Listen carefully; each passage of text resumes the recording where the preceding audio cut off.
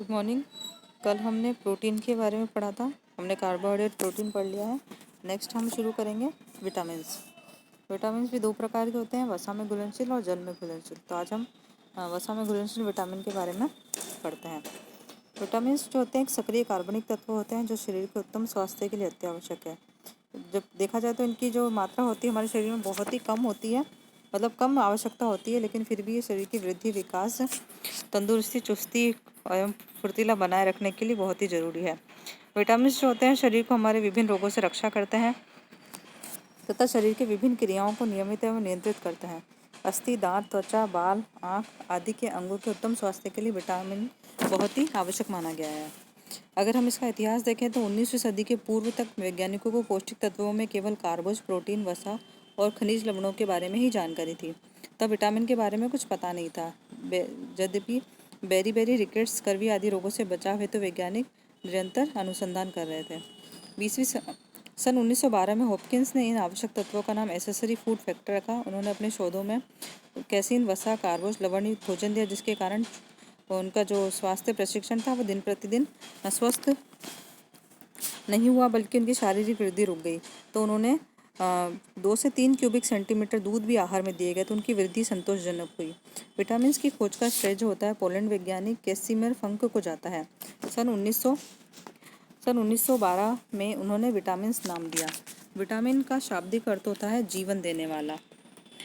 Vitamin शब्द vital अमीन से बना है। बाद में ल को छोड़कर केवल विटामिन शब्द ही लोकप्रिय होने लगा।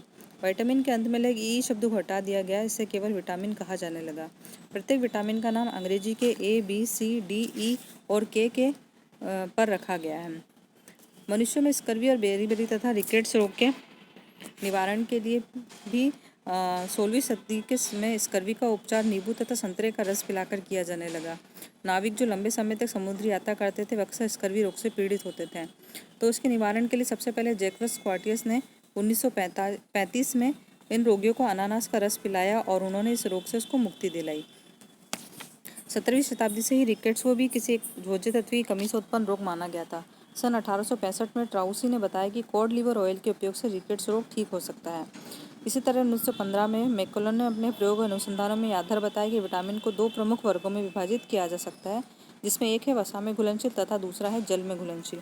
उन्होंने ये भी सबसे पहले विटामिन ए की खोज की तथा इसे सबसे पहले उन्होंने विटामिन ए की खोज की, जिसे वसा घुलनशील विटामिन बताया गया।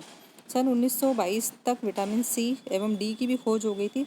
साथ ही उसकी कार्य, महत्व, कमी और अधिकता की जानकारी भी प्राप्त हो गई थी। अगर हम विटामिन की परिभाषा देखें तो विटामिन वह सक्रिय कार्बनिक तत्व होते हैं जिसके शरीर में अत्यंत ही सूक्ष्म मात्रा में आवश्यकता होती है, परंतु शरीर की समस्त क्रियाओं को संपन्न करने, उत्तम स्वास्थ्य के लिए निहायत ही जरूरी है, जैसे आंतरिक क्रियाएं करना, भरण पोषण, वृद्धि, विकास, रोगों से सुरक्षा आदि। कुछ विटामिनों का संश्लेषण शरीर में हो जाता है, लेकिन अधिकांश विटामिनों को भोजन के माध्यम से लेना अत्यंत आवश्यक होता है। यदि भोजन के माध्यम से पर्याप्त मात्रा में विटामिनों का सेवन नहीं किया जाता तो व्यक्ति अनेक विटामिन न्यूनता जनित रोगों से ग्रसित हो जाता है। अगर हम विटामिनों का विभाजन देखें, अब तक कुल 17 विटामिनों का पता चल चुका है। ये विटामिन प्राकृतिक भोज्य पदार्थ से संश्लेषित किए जा चुके हैं। घुलनशीलता के आधार पर विटामिनों को 2 भागों में विभाजित किया गया है। पहला वसा में घुलनशील और दूसरा जल में घुलनशील।